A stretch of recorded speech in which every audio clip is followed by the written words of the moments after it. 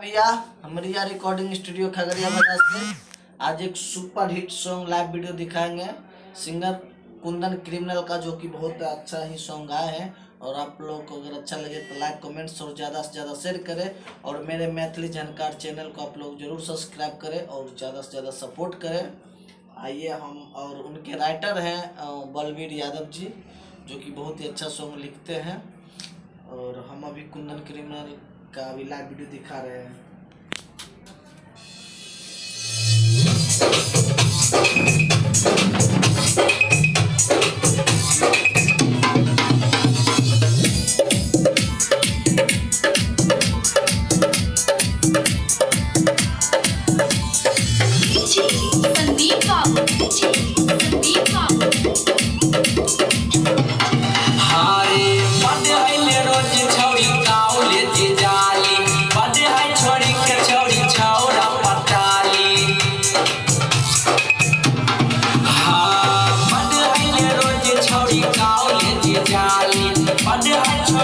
छोरी छौरा पटाली आ छौरा वक्त के बेलामो आ भाई खाली आ भाई रे आ छौरा वक्त के बेलामो आ भाई खाली रे छोरी पट गेलै रे छोरी पट गेलै रे छोरी पट गेलै कोसी कॉलेज वाली छोरी पट गेलै कोसी कॉलेज वाली छोरी पट गेलै कोसी कॉलेज वाली।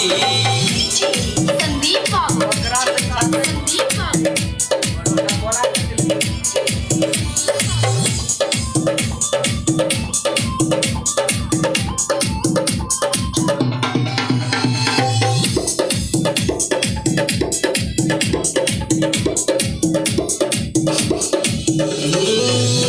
साइकिल पकड़ के छौरी गरदा के छौरा सबके मुश्किल चलावेली आ भाई साइकिल पकड़ के छौरी गरदा उड़ावेली देखी के छौरा सबके मुश्किल चलावेली आ देखी आ छौरा